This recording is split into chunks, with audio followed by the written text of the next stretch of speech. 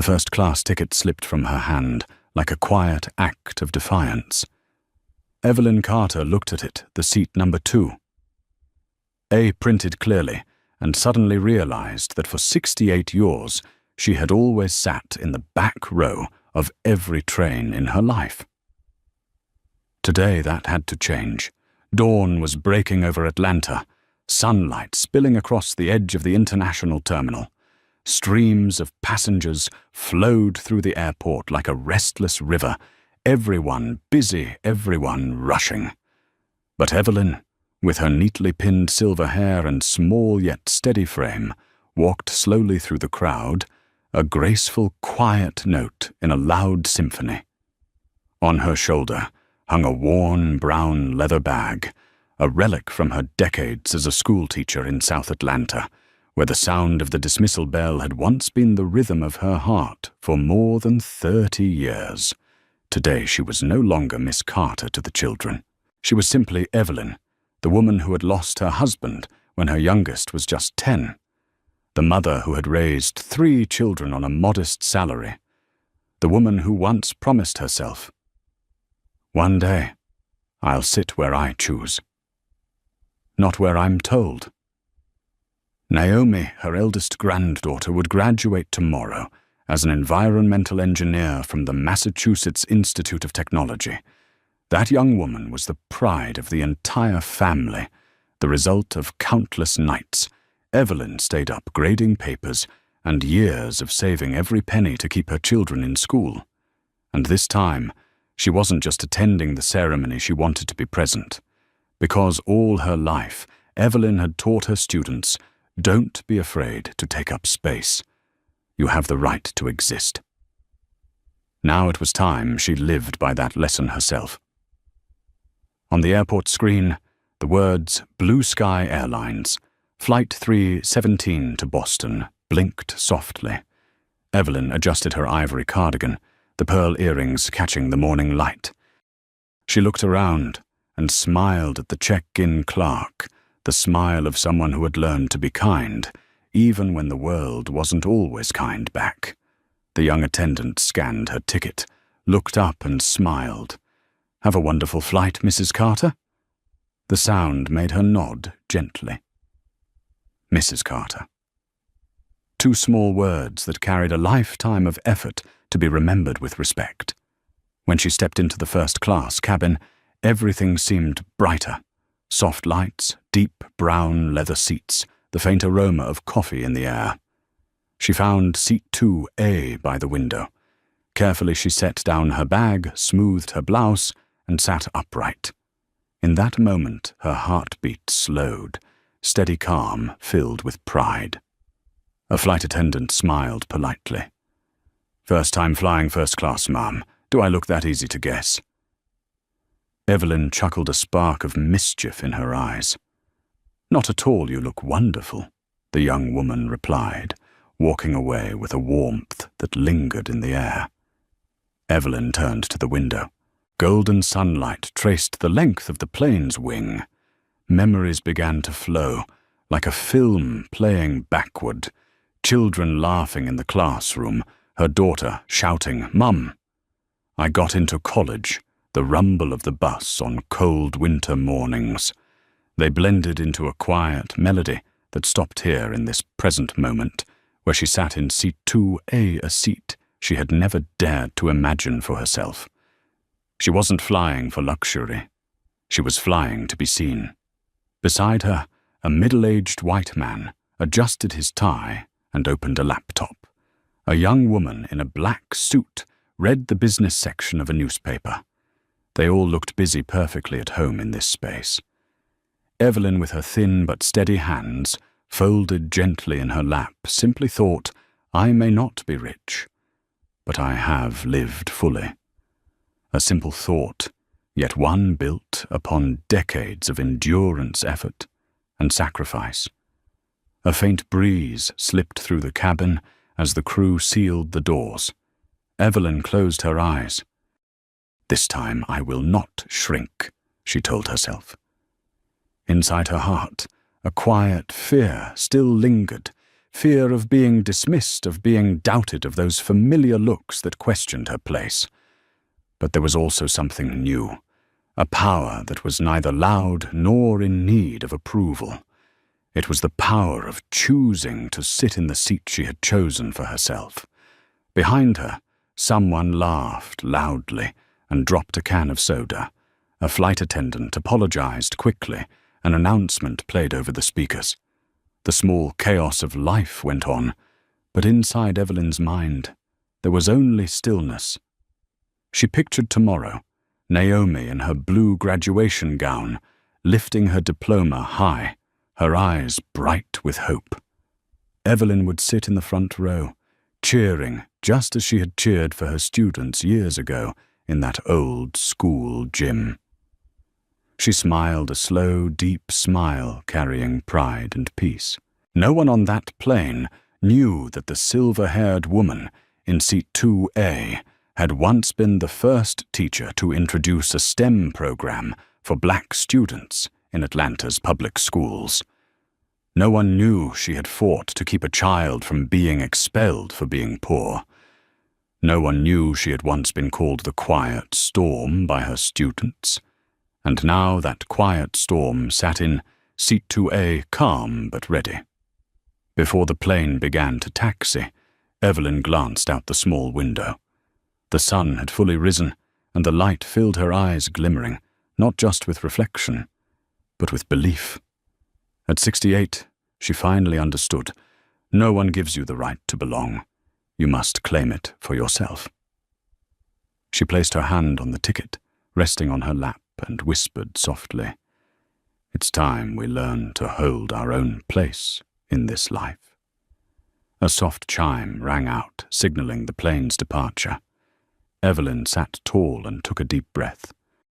Everything within her, the fear, the pride, the memories blended into that single timeless moment.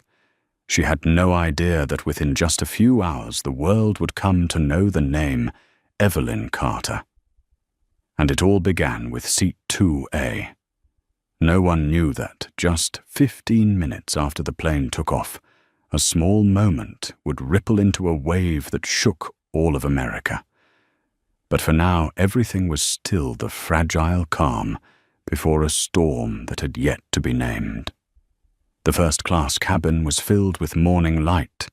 The steady hum of the engines blended with the soft rustle of magazines, the clicking of laptop keys, and the gentle roll of the service cart along the aisle. Evelyn Carter sat quietly in seat 2, her hand smoothing the fabric of her sweater as her gaze drifted out the window.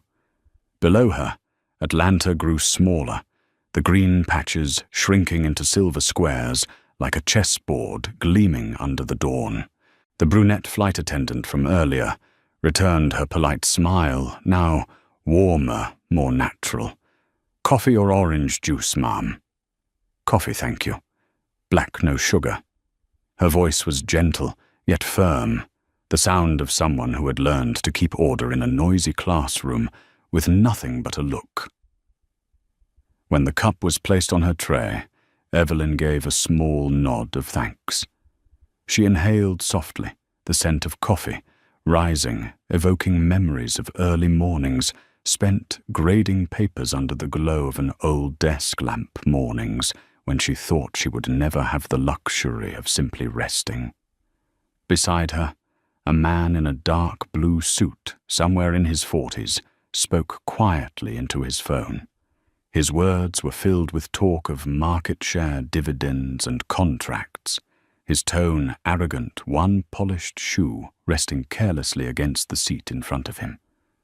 Evelyn glanced at him briefly, not in judgment, but in quiet recognition. She had met hundreds of people like him in her lifetime, people who were used to sitting at the front, used to being served, and used to believing they were born deserving of it. Across the aisle, a young woman with short, curly hair, wearing a denim jacket and brown boots, flipped through a travel magazine. Occasionally her eyes lifted, scanning the cabin. She carried a quiet confidence, sharp, steady, unshakable. Evelyn smiled faintly. The woman reminded her of Naomi in her college days, curious, bold, and unwilling to accept injustice. The cabin door closed and the seatbelt sign lit up. A calm male voice came through the speakers. "Good morning, passengers. Blue Sky Flight 317 to Boston will be departing in a few minutes. The flight time today is approximately 2 hours and 13 minutes. Evelyn placed her hand on her knee, her thumb brushing against the old wedding ring she had worn for 32 years since her husband passed. The ring had lost its shine, but to her it was still a small light that had guided her through years of solitude. She closed her eyes. The engines grew louder, the plane vibrating gently. The feeling was familiar, but this time it was different. This time she wasn't squeezed between two strangers in row 28. She was at the front, with space to breathe, room to reflect. She thought of Naomi. That girl Evelyn smiled to herself. She's the reason her grandma is flying first class. When Naomi called to say she had been accepted to MIT, Evelyn cried, not out of pride, but because she remembered her former students, who had been crushed under prejudice. She had taught children who had to fight just to sit at the front of a classroom. She knew too well that position was always about the right to be seen. A faint sound broke her thoughts, the soft click of the overhead compartment. A young blonde flight attendant walked past her face, composed, polite, but serious. Evelyn barely noticed. She was looking at a photo on her phone, Naomi in her graduation gown, eyes bright, holding up a model of a wind turbine. Grandma I did it. Evelyn's heart warmed. In the row behind her, Rachel, the woman in the denim jacket, watched Evelyn through the gap between the seats. There was something about her posture, the steady hands, the calm gaze. Rachel couldn't explain it, but she felt that the woman carried a quiet authority, a kind of dignity, that made even silence feel powerful. She tucked her magazine away and scrolled through her phone. A headline appeared. Another airline discrimination case sparks outrage. Rachel sighed. I hope today doesn't become another one of those stories, she thought. The wheels of the plane lifted off the runway. The feeling of ascent, the soft drift, then the smooth glide forward. Blue Sky Flight 317 had officially left Atlanta. Evelyn felt her body leaned slightly, her hand tightening on the armrest, a reflex from years of driving the school bus on field trips. As the plane leveled at cruising altitude, she exhaled slowly. Everything was peaceful.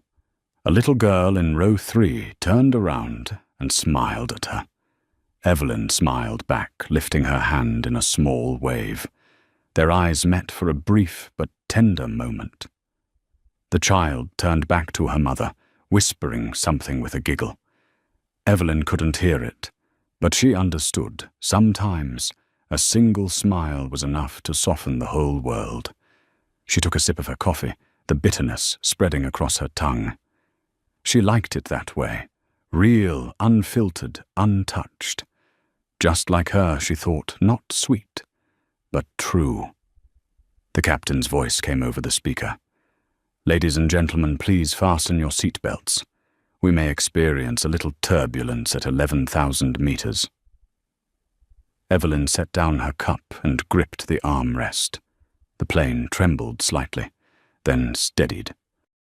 The blonde flight attendant passed by, again her expression now tenser. Evelyn didn't know that it was that very look, the look of protocol and authority, that would soon become the spark of a story the entire nation would remember.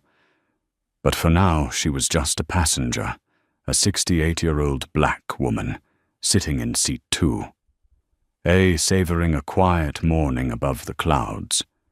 She didn't know that within minutes that calm would shatter, not because of turbulence in the air, but because of turbulence born of human prejudice. Evelyn turned her head toward the window. The clouds formed soft layers, sunlight spilling across them like golden silk. She thought to herself, "It's beautiful. I should take a photo for Naomi."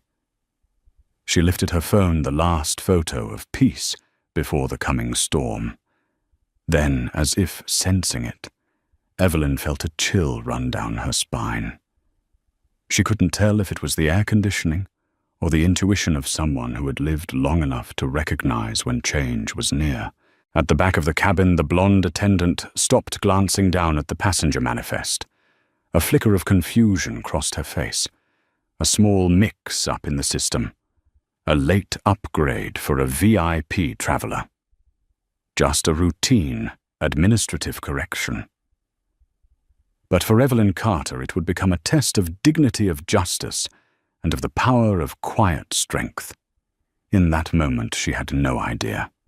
The world was about to see her, the small woman, in Seat 2A rides without ever leaving her seat. A soft chime echoed through the cabin. The overhead compartment door clicked shut. The service cart rolled slowly down the aisle.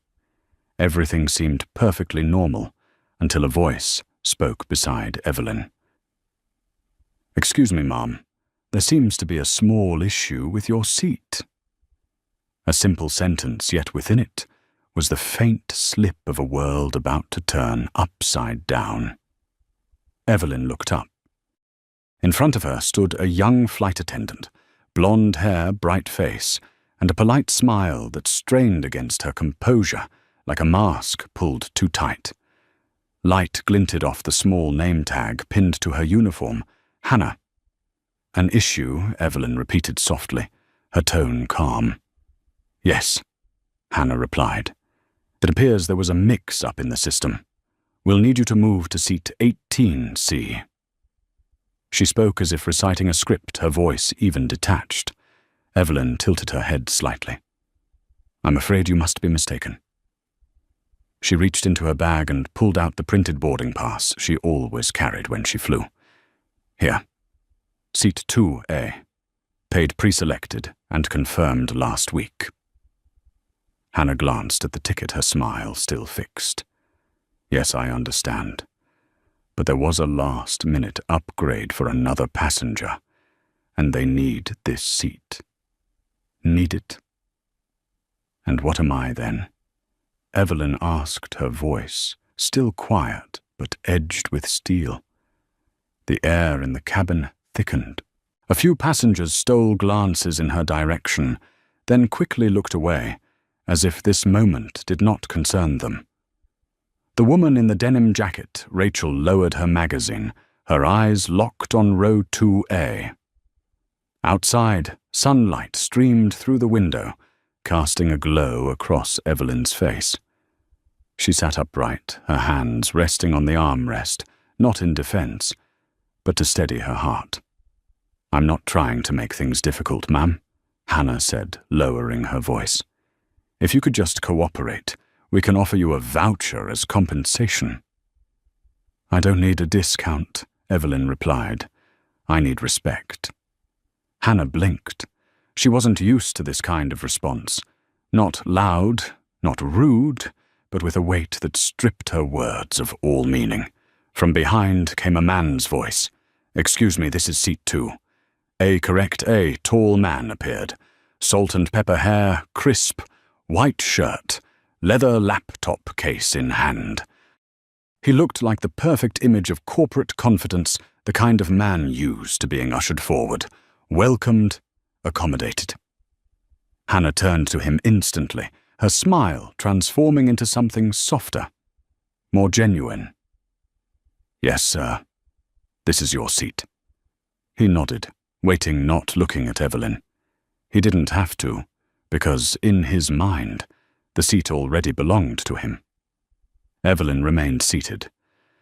"I've been sitting here since boarding," she said slowly. "There's no mistake, just a misplaced sense of priority." Her voice was not loud, but it carried like a stream of cold water touching hot metal.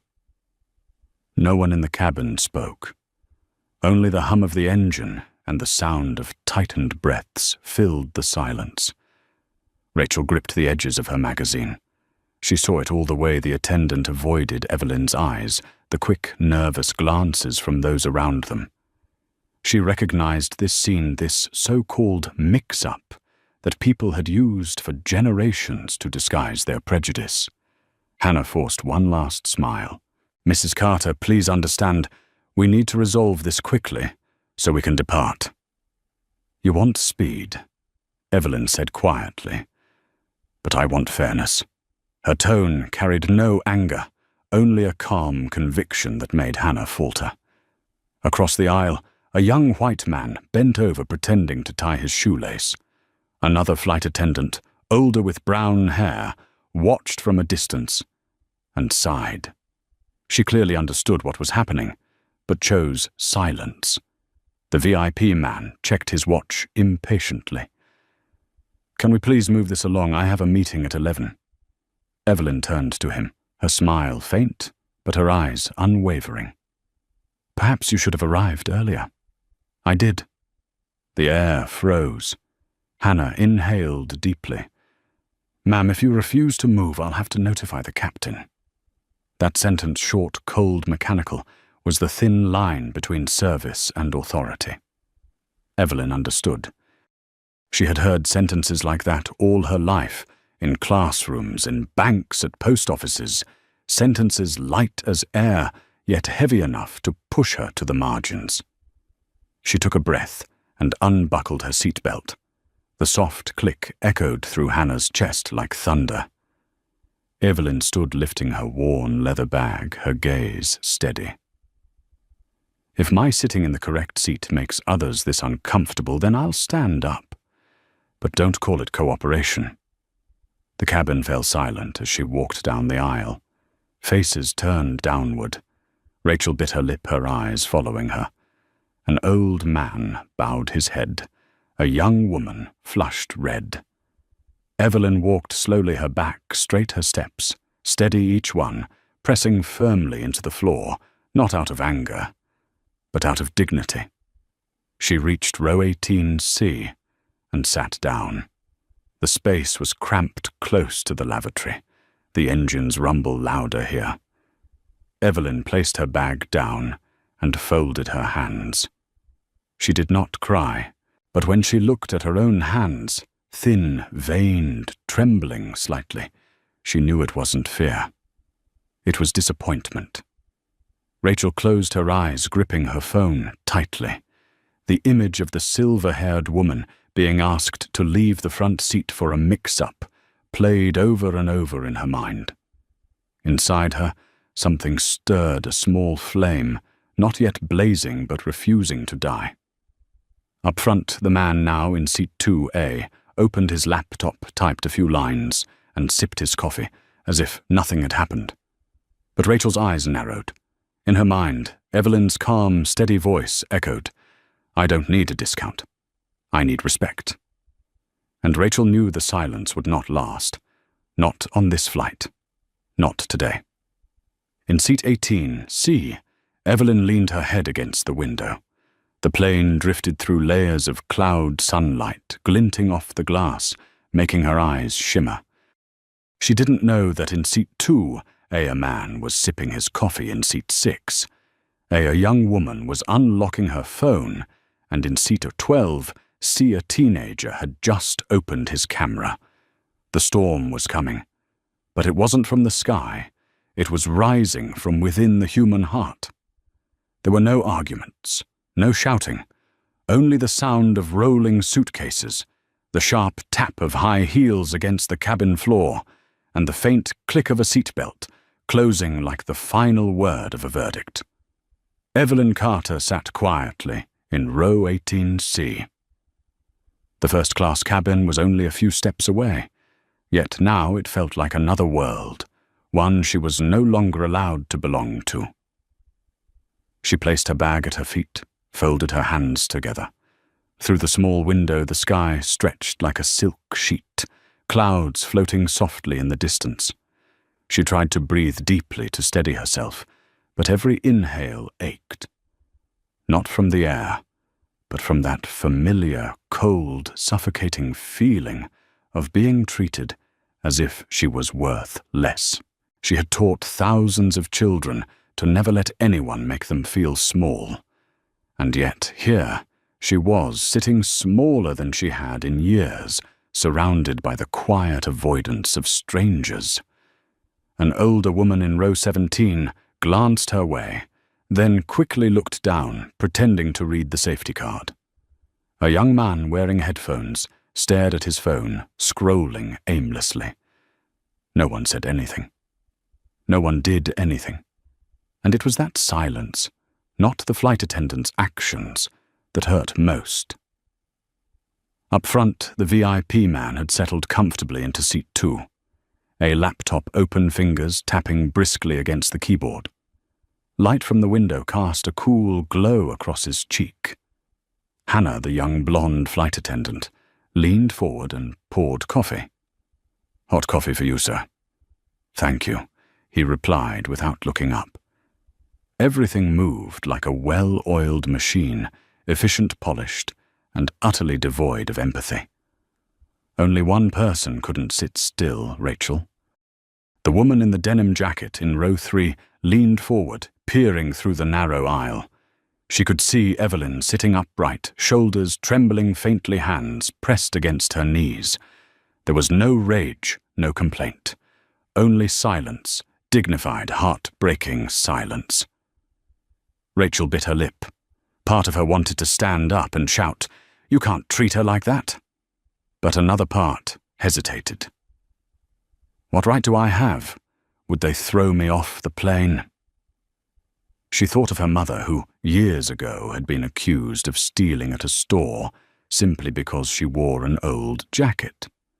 Her mother had stayed silent, just like Evelyn, and that silence had killed a piece of the 10-year-old girl who watched it happen. Rachel took a deep breath. Not this time. She wouldn't stay silent. In row 18, Evelyn closed her eyes. The steady hum of the engine filled her ears, but her mind was chaos. A voice inside whispered, "I should have fought back. I should have stayed. I should have." But another voice, gentler, weary, replied, "No. You've lived long enough to know that not all resistance requires noise." She did not cry. Tears had become a luxury, long reserved for funerals, for troubled students, for lonely nights after class. Yet her eyes burned. Not from shame, but from sorrow for a world where even a valid ticket could not buy respect. Rachel slammed her magazine shut. The dry thud made a few passengers jump. She stood up. The sharp sound of her seat, snapping upright, sliced through the hum of the engines. "Excuse me," she said, her voice clear, steady. "What just happened here isn't right." Every head turned. Hannah hurried forward, her voice calm but nervous. "Ma'am, please take your seat. We're preparing for takeoff." "No, I'm not sitting down," Rachel said firmly, pointing toward row 18. "That woman, I saw her in seat 2A from the beginning. She had her ticket. You forced her to move so someone else could sit there." Why, no one answered. The silence this time was no longer harmless. It had shape. It had guilt. The man in 2A froze, looked up and frowned. Hannah bit her lip. "Ma'am, I'm just following the system. We had another passenger who needed that seat. And—" "Needed," Rachel interrupted. "I need one too, so does she. But only one person got priority. And we all know why." The air tightened. A faint tisk came from somewhere, then vanished into quiet. Every gaze turned toward the front. The entire cabin held its breath. Evelyn opened her eyes. She saw Rachel standing there, light streaming through the window, her face calm but her eyes blazing. Evelyn wanted to whisper, "Don't," but her throat closed. A part of her trembled with fear, afraid the girl might be dragged out. But another part of her felt warm. It had been so long since she'd seen anyone stand up for someone like her. Hannah looked around, seeking support, but found only the cold, watching eyes of passengers. Another flight attendant, older with brown hair, stepped forward and gently placed a hand on Hannah's shoulder. "I'll handle this," she said softly. She turned to Rachel, her tone low, controlled. "Ma'am, we can discuss this after takeoff. Please take your seat." Rachel narrowed her eyes. "No. If I sit down, I'm complicit. And I won't be complicit." The murmurs began. A man in row 5 spoke quietly. "She's right." A woman in row 7 nodded. I saw her sitting there first, too. The whispers grew rising like a tide. Each word cut through the sterile armor of procedure that Hannah was clinging to. In row 18, Evelyn felt her heart pounding. The scene before her blurred in the warm shimmer of tears. She hadn't wanted to cry, but this time her tears weren't from humiliation.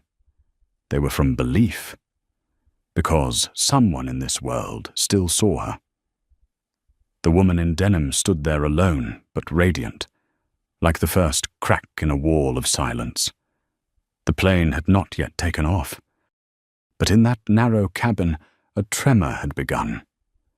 Not from the engines, but from the human heart. Evelyn leaned her head back against the seat, her gaze fixed on the front. And in her eyes, for the first time in many years, there was light again, the belief that sometimes all it takes is one person brave enough to stand up to make the whole sky move. No one thought a single voice from an ordinary passenger could shake an entire airplane cabin. But when Rachel Miller stood up, it wasn't just sound. It was a blow to the wall of silence that had stood for far too long. "I'm not sitting down." Her voice was steady, not loud, but it cut straight through the space between the rows of seats. She didn't shout, she didn't tremble, she was simply certain. Every eye turned toward the front. The blonde flight attendant, Hannah, froze for a moment, then regained her professional smile. "Ma'am, I understand you're upset, but please cooperate. We're trying to make sure this flight departs on time." "On time?" Rachel raised an eyebrow, her tone sharp as a blade. "What about the right thing? Are you really planning to take off while an elderly woman gets kicked out of a seat she paid for, so a younger white man can sit there instead?" The sound inside the cabin vanished. 1 second of absolute silence, then a wave of murmurs began to spread. A young man whispered to his girlfriend. A middle-aged woman squeezed her daughter's hand tighter. The discomfort in the air wasn't from the tension, it was from the truth. Hannah swallowed hard. "Please don't misunderstand, Mum. It was just a system error," Rachel cut in. "No system makes the same mistake in the same direction every time, Hannah." Hearing her own name made Hannah flinch. For the first time, she realized she was no longer hidden behind her uniform. Her throat felt dry, her hands trembled, no matter how tightly she clasped them. From seat 2, the salt-and-pepper-haired VIP man lowered his laptop, his voice deep but impatient. "Excuse me, but I think you're overreacting. I'm just sitting where I was told." Rachel turned sharply toward him, her eyes flashing. "And when you saw a woman forced out of her seat, you didn't think that was wrong. It's not my business." "Exactly. That's the problem." The last 3 words hit the floor like nails. A beat of silence. Then a man in row 4 spoke. "She's right. I saw it too. The woman boarded before him. Everything began to shift." A young woman in row 6 raised her hand. "Same here." I saw her show her boarding pass to the staff. A teenager in row 10 lifted his phone and started recording. "Got it. Now the whole world will see." The cold blue light from the camera illuminated the cabin, turning it into an unplanned stage. Hannah's face drained of color. She tried to speak, but her voice no longer flowed. Please, let's just stay calm." Rachel looked around, her voice low but heavy with meaning. Calm, calm for who? For the man in the wrong seat, or for the woman who was told she didn't belong in it? Her words weren't aimed only at Hannah. They pierced the invisible wall dividing the rows. A child looked up at her mother and whispered, "Mom, did they do something wrong?" The mother bit her lip and nodded slightly. A soft chime sounded, signaling the cabin door was still open. A chance either for justice or for silence was still there. In row 18, C. Evelyn sat up straight. Her hands gripped the armrest, her heart pounding. All her life she had taught her students to stand up for what's right. Yet here she was, sitting still. Rachel's voice echoed in her mind. No system makes the same mistake in the same direction. Evelyn understood it wasn't just about her anymore. She drew in a breath. But before she could speak, another voice rang out, a man's voice, rough, strong, filled with anger. "I don't agree either." A man in his 40s wearing a sports jacket stood up from row 3. The cap on his head bore the logo of the Detroit Tigers. "I was right here. I saw the whole thing. That woman was sitting first. Her boarding pass was clear, and they kicked her out to make room for someone else. That's disgraceful." A few claps sounded from the back, then more spreading like waves. Another passenger shouted, "Give her seat back." "Yeah, let her have her seat." The cabin erupted, like a dam finally bursting after too much pressure. Voices rose at once. The clicks of cameras, the sounds of recording started echoed from multiple phones. Hannah looked around, panicked. She grabbed the intercom and called the lead attendant. Her voice trembled. "We have a situation in first class." Evelyn remained seated, but her hands no longer shook. She looked toward the front, where Rachel stood in the aisle, her eyes blazing like fire. Evelyn's chest swelled with emotion, a deep mix of gratitude and worry. She didn't want anyone to get in trouble because of her. But when a voice from the crowd called out, "Mom, do you want your seat back?" she knew she had to answer. The entire cabin fell silent, waiting. Evelyn drew in a breath, her voice hoarse but clear. "I don't want to delay everyone's flight." Rachel turned toward her, her tone trembling but strong. "No, Mom, you're not delaying the flight. You're putting it back on course." Applause filled the air. Not scattered this time, but unified, powerful. The man in 2A sighed, closing his laptop. "Fine," he muttered. "I don't want to be on camera anyway." He stood, lowered his head, and slipped out into the aisle, moving down toward another row. No one clapped for him, but everyone looked at Evelyn. Hannah held her breath. The lead flight attendant, the older woman with brown hair, stepped forward, her voice firm but calm. "Ladies and gentlemen, we will be restoring Passenger Carter's original seat." A wave of relieved cheers rose through the cabin. Evelyn stood and walked slowly toward the front. No one avoided her eyes now. A few passengers reached out, touching her shoulder as she passed, whispering, "You did the right thing. We're with you." She reached seat 2A again. The same seat yet, it felt entirely different, no longer cold, but warm, grounded, reclaimed. As Evelyn sat down, Rachel smiled.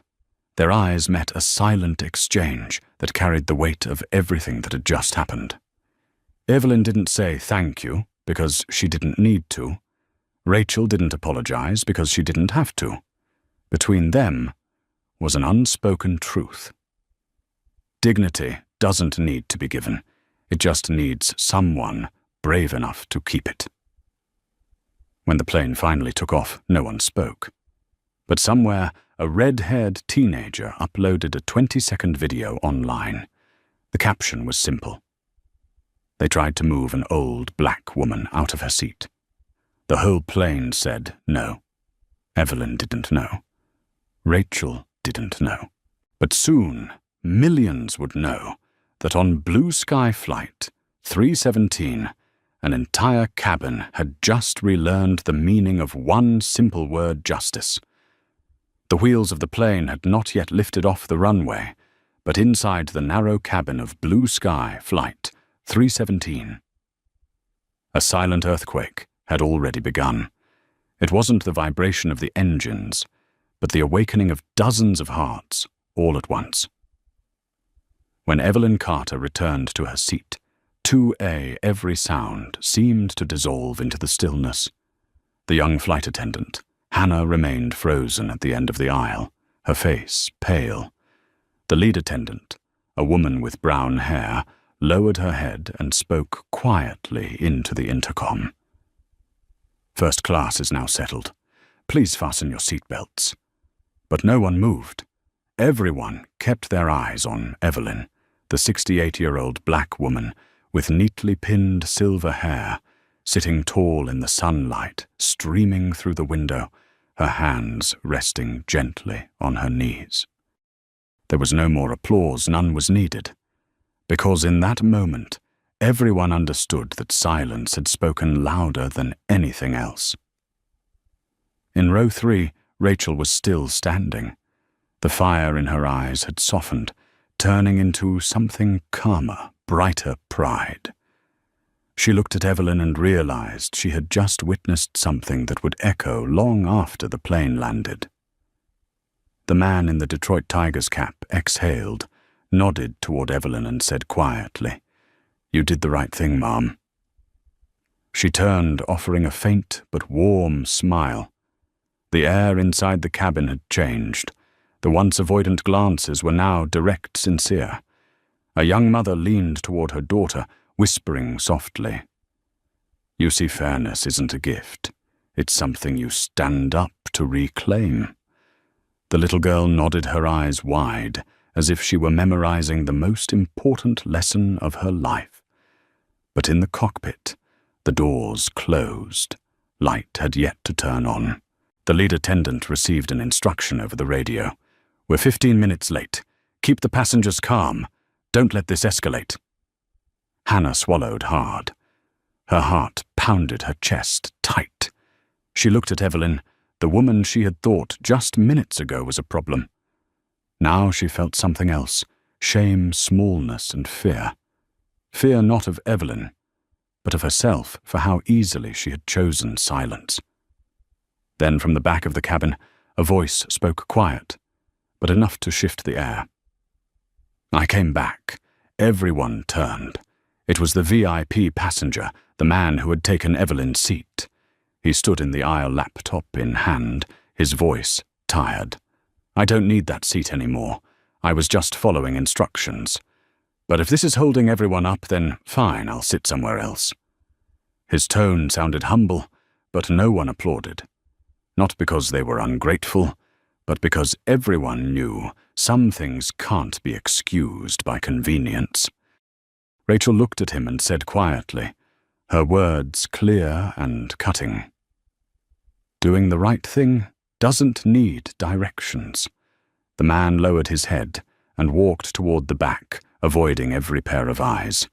His seat, 2A, now belonged to its rightful owner. This time, not because of an upgrade, but because of something greater: dignity. As the plane prepared for takeoff, an unfamiliar sound filled the air, the click of dozens of phones recording. The red-haired teenager in row 12 had gone live. "Everyone, this is Blue Sky Flight 317. They kicked an elderly woman out of her seat in first class, and the whole cabin stood up for her. We just witnessed justice happen." Within minutes, the footage streamed across thousands of screens. A short caption appeared. They moved an old black woman out of her seat, and the plane said, "No." Seconds later came hundreds of shares, comments, reactions. But inside the plane, no one knew. They only felt it, that even before takeoff, this flight had already traveled farther than most. Evelyn leaned back into her seat, her hand resting over her heart. It was beating fast but steady, not from fear but from something deeper peace. She hadn't won anything. She had simply reclaimed what should never have been taken. She turned her head slightly to the right, where Rachel sat a few rows away. 2 women, 2 generations, 2 races, 2 eras, sharing one wordless look. An invisible thread connected them. Courage isn't inherited through blood, it's passed on through example. As the plane left the ground, morning light poured through the window, illuminating seat 2A. Evelyn gazed outside. The sky spread wide and deep and still. A sense of freedom washed through her. In her mind, she heard Naomi's voice, her granddaughter's voice, saying, "Grandma, I'm going to build a cleaner, fairer world." Evelyn smiled. Maybe she thought that world begins right here. In row 6, a middle-aged white man bent down, opened his notebook and wrote quickly. It wasn't shouting. It wasn't anger. It was the silence of a woman who refused to move. And all of us, we moved inside ourselves. He closed the notebook, looked up and watched Evelyn. Another young flight attendant leaned close to Hannah, whispering, "They filmed everything. This is going online." Hannah closed her eyes. She knew this wouldn't end here.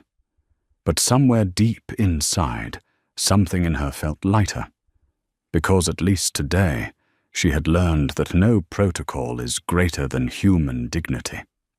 Evelyn placed her hand against the window. She watched the sky drift past sunlight, reflecting across her wrinkled hand, the same hand that once held chalk and wrote on a blackboard, "Respect is not earned. It's deserved." She chuckled softly. That sentence today, she was living it. The intercom crackled to life. "Ladies and gentlemen, thank you for your patience. We are now ready for takeoff." The plane trembled, then surged upward. At 10,000 meters above the ground below were layers of white clouds, and within the cabin a rare stillness, not of tension, but of reverence. The man in the tiger's cap turned to Rachel and said, "You know, I think we just witnessed a history lesson in the sky." Rachel smiled, her eyes still fixed ahead.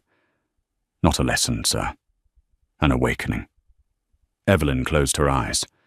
She didn't know that by the time the plane landed, the video would have millions of views, tens of thousands of comments, and a wave of public outrage demanding an official apology from Blue Sky Airlines. She only knew that in this moment, high above the clouds for the first time in many years, she was sitting exactly where she belonged. Not because seat 2A was luxurious, but because for the first time, the small world around her had finally learned how to see a person. The plane had taken off, yet, inside the cabin, no one felt like they were flying. They were drifting in silence, in reflection, in the quiet aftershock of having witnessed something far greater than a simple flight. Evelyn Carter sat in seat 2A, her seat. The same leather cushion, the same soft light, the same scent of coffee hung in the air. But everything was different now. The space around her felt wider. Not because of physical distance, but because the atmosphere itself had shifted ever since the moment the entire cabin chose to stand for what was right. Evelyn leaned back, her eyes half closed, not from fatigue, but from the steady rhythm of her heart still echoing with what had just unfolded. A rapid, yet steady beat, warm alive. She hadn't cried when she was forced out of her seat, nor when she was given it back. But now in the calm after, it all tears came softly quiet, gentle warm. Not tears of pain, but of relief. All her life she had taught others, use your wisdom to speak, not your anger. But today, watching a young woman stand up for her, Evelyn realized that sometimes silence itself can be loud enough as long as it's held with dignity. In row 3, Rachel Miller tilted her head, slightly looking forward. Evelyn sat tall hands, resting on her lap like a queen on her reclaimed throne. The sight made Rachel smile, not in triumph, but in deep respect. She whispered, "You made them look again." The man in the Detroit Tigers cap, still seated a few rows away, turned to his travel companion and said quietly, "I can't remember the last time something moved me like this. Maybe this is why we still believe in people." Other passengers looked toward Evelyn too, not as someone who had just gotten her seat back, but as a small symbol of something much larger. For a brief moment, the entire cabin felt united. There were no more labels, no more first class or economy. There were only people, and the justice they had just reclaimed together. On the small screen in front of her, the flight map showed a thin line stretching between 2 cities, Atlanta and Boston. But to Evelyn, it felt like a line connecting 2 worlds, one of silent endurance, and one where someone finally dared to say enough. She took a tissue, dabbed her eyes gently, and opened her phone. There was no signal, but she stared at the photo of Naomi, her granddaughter in her graduation gown, smiling brightly. Evelyn whispered, "You see, sweetheart, I kept my seat just like I told you, to keep yours." In the cockpit, the captain and the lead flight attendant exchanged a few words. "We're stable now.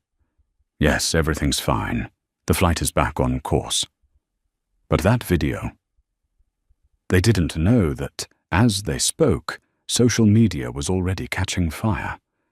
A 23-second clip, shaky but clear enough to see an elderly black woman being asked to leave her seat, and a cabin full of people rising in protest. Thousands of comments began to flood in beneath it. This made me cry. She handled it with grace. "Tag the airline. They need to see this." Within hours, the video would pass 1 million views. But inside Flight 317, no one knew. They were still living in the quiet version of a storm that was already breaking outside. Hannah, the young flight attendant, stood at the back, her mind spinning. Only minutes ago, she had been proud of how strictly she'd followed procedure. Now every phrase of "we apologize for the inconvenience" echoed in her head like a crack across glass. She had done her job correctly, but had she done what was right? Slowly, she stepped forward, stopping beside seat 2. Her voice trembled. "Mrs. Carter, I want to apologize." Evelyn opened her eyes and looked up at the young woman. Her gaze was soft, not angry, not condescending. "What did you learn today?" she asked gently. Hannah swallowed hard. "That silence isn't always neutral." Evelyn smiled. "Then you've learned the most important lesson." Hannah bowed her head, eyes glistening. Her hands, once rigid and rehearsed, now trembled not from fear, but from shame. She didn't know it yet, but weeks later she would apply for a position at a non-profit dedicated to fairness and equity in customer service training. And this very moment, this quiet apology, would be where that journey began. As the plane reached cruising altitude, the captain's voice came over the speakers. "Ladies and gentlemen, we've reached 30,000 feet. The skies are clear and our flight will be smooth." Evelyn turned to the window. The sky was so clear she could see the horizon curve. Up here, all differences vanished. Wealth, power, status, all reduced to specks of dust, floating in the same invisible air. She murmured softly to herself, "Up here everyone's equal. If only the ground could be the same." Rachel leaned forward slightly, looking toward the front. She wanted to say thank you, but she didn't. She knew Evelyn didn't need to hear it. The calm presence of that woman was its own answer, louder than any words. She turned to the man in the tiger's cap and said quietly, she didn't need to win. She just needed to be seen. He nodded. And now the whole world will see her. Evelyn placed her hand on the cup of water on her tray, her fingers brushing the cool surface. She took a small sip, then glanced around. A few passengers met her eyes and nodded. No words. No noise. But the respect in their gaze was enough to warm the entire cabin. She leaned back against her seat. The silence returned, but it wasn't the silence of fear or submission that had filled the plane at the start of the flight. This was a different silence, peaceful, complete. The aircraft soared into the sunlight, slicing through layers of clouds. An old woman closed her eyes and smiled. A young woman watched her, her heart filled with renewed faith. A cabin full of strangers suddenly realized they were all on the same side. No one said victory. No one shouted justice. There was only one quiet truth. When one woman refuses to be moved from her rightful place, the world itself must move to make room for respect. When Blue Sky Flight 317 landed in Boston, the sun was already high. Golden light poured through the windows like honey. Passengers gathered their belongings. Seatbelts clicked open. Wheels bumped softly against the carpet. Everything seemed ordinary, except for one thing. No one left that flight as the same person who had boarded. Evelyn Carter stood, straightened her cardigan, and took her bag from the overhead bin. No one tried to squeeze past her. A man in row 4 stepped back with a small smile and said, "You go ahead, Mum." A young woman helped her reach for the suitcase and whispered, "We saw everything. You did the right thing." Evelyn only nodded, her lips barely moving. "Thank you, dear." No one on the jet bridge knew that, at that very moment, millions outside already knew her name. Somewhere else, a 23-second clip had exploded. At 6:47 in the morning, Eastern Time on TikTok, the account at Fly Guy Jake posted a video. They moved an old black woman out of her first-class seat for some random dude. The whole plane said no. The footage was shaky and grainy, with only snatches of Rachel's voice and the sound of a man closing his laptop. Its rawness, unedited and unpolished, made it spread like fire riding the wind. The first comment read, "This broke my heart." She didn't even raise her voice. Then came thousands more tag the airline. "She deserves a public apology. I can't believe this is still happening in 2025. Within 2 hours, the video reached 2.3 million views and 600,000 shares, and it was stitched, commented on, and analyzed by hundreds of large accounts. The hashtag number sign, Seat 2A, began to appear. Then number sign, Respect First. Then number sign, Evelyn Carter. By midday, America was saying that name, the silver-haired woman who made a cabin full of people wake up. When the plane reached the gate, Evelyn's phone lit up again and again.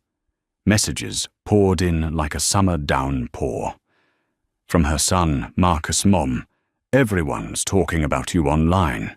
Are you okay?" From a former colleague, Miss Davis, at Jefferson Elementary. "Evelyn, I saw the clip. I cried. I'm so proud of you." She read them without fully understanding. She had never gone viral in her life. She only knew she had defended her seat not to be famous, but to hold on to something deeper dignity. She silenced the alerts and walked off the plane. No one there knew who she was. But as she passed Gate 14, a security officer recognized the face from his phone and bowed his head slightly. "Good morning, Mrs. Carter." "Thank you." She paused. "You recognize me? I think everyone is beginning to recognize you." Meanwhile, at Blue Sky Airlines headquarters in Chicago, the communications floor was chaos. Screens showed the video flooding every platform. The communications manager shouted, "Shut down all ads. Do not let number sign blue sky racist climb the charts." Another staffer blurted, "They are calling for a boycott Twitter, Facebook, TikTok, everywhere." The public relations director slammed a hand on the table. "Put out a statement. Immediately say it was a technical error and that we apologize for the inconvenience." A young staffer's voice shook. "But inconvenience sounds hollow. There is no time for feelings. Write it." Hours later, the airline's Twitter feed posted, "We are aware of a seating mix-up on Blue Sky Flight 317. Blue Sky is committed to fair and respectful service for all passengers. We apologize for any inconvenience caused." The last line, "any inconvenience," broke the dam. Replies poured in. Inconvenience, she was humiliated in front of the entire cabin. This isn't a system glitch, this is bias. A real apology calls the problem by its name. Every tweet landed like a blow to the company's reputation. Within 24 hours, Blue Sky's stock dipped about 3%, but worse than that, customer trust went into freefall. Evelyn did not read any of it. She sat in a taxi on the way to her hotel, watching the yellowing trees slide past. Her head was tired, but her heart was calm. She wanted a warm shower, a light dinner, and tomorrow morning, the sight of Naomi at her graduation. Her phone buzzed without stopping, hundreds of unread notifications, but she let them go. She did not want noise. She wanted peace, the same peace that had somehow shaken the world. On a large screen in a coffee shop near the concourse, CNN rolled a headline, "The social media storm called Seat 2A." An elderly passenger asked to leave her first-class seat for reasons not yet confirmed. Witnesses call it discrimination. Blue Sky Airlines faces pressure to issue a public apology. People around the cafe watched closely. A man murmured, "I thought things like that only happened in movies." A young woman added, "No, it happens every day today. Someone just filmed it." The shop fell quiet for a few seconds as the final frame of the clip filled the screen. Evelyn Carter seated in 2A, looking out the window, morning light helloing her silver hair. The subtitle read, "She didn't shout. She didn't fight. She just stayed seated." A hush spread through the room, the hush of respect. That night, Evelyn lay in her hotel room. The window was cracked open, Boston's breeze stirring the curtain. On the table, her phone still glowed with notifications, calls, messages. One of them was an email from the Morning Circle show. "We would love to invite Mrs. Carter to join our program tomorrow morning. You are inspiring millions." Evelyn did not reply. She exhaled softly, closed the phone, and whispered, "I did not set out to inspire. I just wanted to sit in my seat." She turned off the light. Outside, the city still blazed with neon and headlines. Across America, people were saying her name. And from the quiet of that small room, an ordinary woman had become a symbol of dignity, simply because she refused to get up. The next morning, the Boston sky was clear and bright, but Evelyn Carter still hadn't slept. All night her phone had been ringing without pause, messages, emails, calls from reporters, from strangers, from voices she had never known, yet spoke her name as if they had known her forever. "Thank you for speaking up for so many of us. You don't know me, but I cried watching the clip. I once stayed silent like you did that day. I won't anymore." Evelyn read each line, her hands trembling slightly. She didn't understand why the world cared so much about what had happened to her. She thought I didn't do anything great. I just refused to be moved. Around noon, her son Marcus called. His voice was bright with excitement. "Mum, you're on national news. Every outlet, every talk show hashtag Seat2A is trending #1 on Twitter. Everyone's talking about you." Evelyn sat down on the edge of the bed and smiled softly. "Son, I don't know what people are looking for in me, but if it makes them think a little differently, then that's a good thing." "Do you want to give an interview?" Marcus asked. "They want you to speak on television." "No," Evelyn said. "I don't need cameras. I have paper and a pen, and that's enough." Marcus was quiet for a few seconds. Then he said softly, "I understand." Evelyn pulled the small desk closer to the window. Noon light poured across the blank page.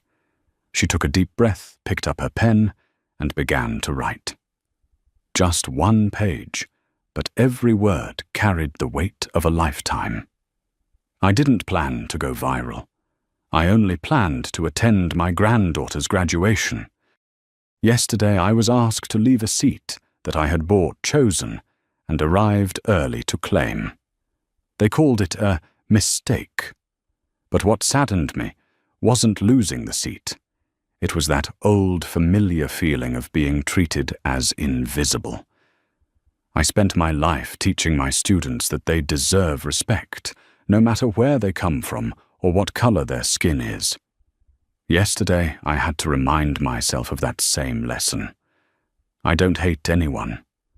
I only hope that next time, when someone is treated unfairly, it won't take an entire airplane to recognize that it's wrong." She signed it simply, Evelyn M. Carter. Marcus posted the letter on social media with a short caption, "These are my mother's words, the woman who didn't need to shout to be heard." Within 4 hours, the post had over 400,000 shares, millions of interactions, and was quoted on every platform. That evening talk shows opened with one headline: "I didn't go viral. I just refused to move." People began calling Evelyn Carter the Grandma of Dignity. A teacher, a politician, a black artist each wrote, "We need more Evelyns in this world." In the quiet of her small room, Evelyn sat still, the letter she had written resting in her hand. Outside, the autumn wind drifted past the window, swirling golden leaves against the glass.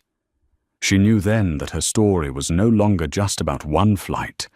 It was the story of everyone who had ever been told to give up their seat for someone deemed more important.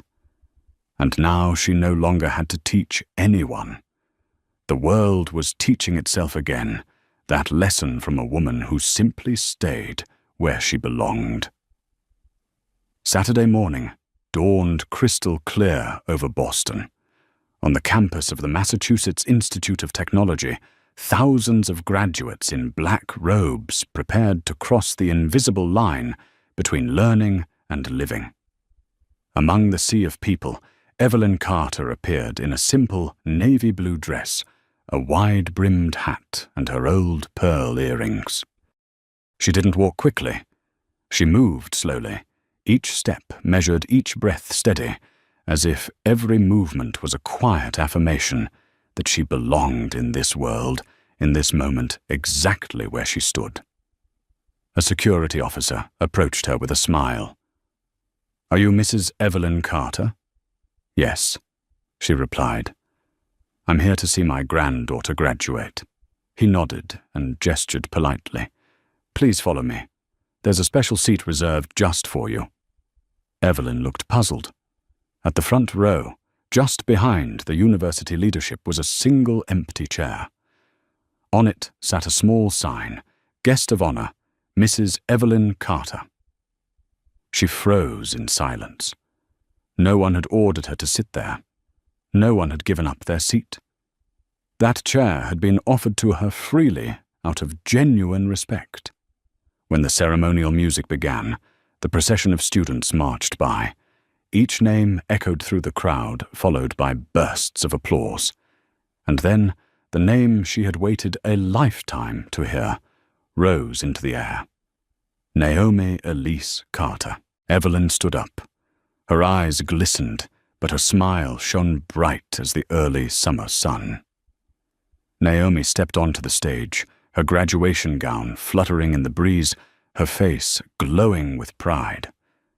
When she looked down and saw her grandmother, her lips trembled and then broke into tears. After the ceremony, they embraced beneath a red maple tree. Naomi's voice quivered. "I saw everything, Grandma. The video, your letter, everyone at school is talking about you." Evelyn smiled gently, brushing a strand of hair from her granddaughter's face. "I didn't mean to teach any more lessons," she said softly. "But maybe life decided to teach alongside me." "They're calling you a symbol," Naomi whispered. "The grandma of dignity." Evelyn shook her head. "I'm no symbol. I'm just someone who refused to give her seat to something wrong." That afternoon, when she returned to her hotel, an envelope waited for her at the front desk. The Blue Sky Airlines logo was embossed faintly on the paper. Inside was an elegant invitation signed by the company's chief executive officer. "We would be honored to invite Mrs. Evelyn Carter to serve as the keynote speaker at the Global Equality Conference to share her inspiring message of respect and inclusion." Evelyn read the letter slowly, line by line. Then she smiled, not bitterly, not with pride, just the quiet smile of someone who understood the value of silence. She dialed the number listed in the letter. "I'm very grateful for the invitation," she said, her voice calm as a breeze. The voice on the other end brightened immediately. "Of course, Mrs. Carter, we'd be deeply honored," Evelyn interrupted, gentle but firm. "But I won't be attending. May I ask why, Mrs. Carter?" She answered softly, "Because I wasn't invited to speak. I already did the moment I chose not to leave my seat." She hung up, stood by the window, and opened it. The wind carried the scent of fresh grass and the distant chime of church bells. Below the city pulsed with life cars, footsteps, countless stories, each person fighting their own small battle to be seen. Evelyn whispered quietly, as if bidding farewell to the woman she had been yesterday. "Sometimes the most powerful speech is the one delivered in silence." She closed the window. And as the golden light of evening poured over Boston, the image of the silver-haired woman slowly melted into the sunset, not needing a microphone, not needing a stage, because the whole world had already heard her message, born from one simple, peaceful act, staying in her seat. From the perspective of a scholar in leadership culture and social ethics, the journey of Evelyn Carter is not merely the story of a first-class seat, but a lesson about the place of human dignity in the modern world, where respect is not a privilege, but the foundation of character. She needed no stage, no grand speech. Simply by refusing to leave her seat, she made an entire system confront itself and compelled the world to listen to the silence that carried the weight of justice. In an era where noise often drowns out reason, Evelyn reminds us that true power sometimes lies in calmness and grace. If you believe the world needs more people who dare to stand or sit for what is right, then like this video to spread that message. Subscribe to our channel so you don't miss the stories where humanity is tested by prejudice, and leave a comment below with the phrase that reflects your belief in that value: hold your dignity.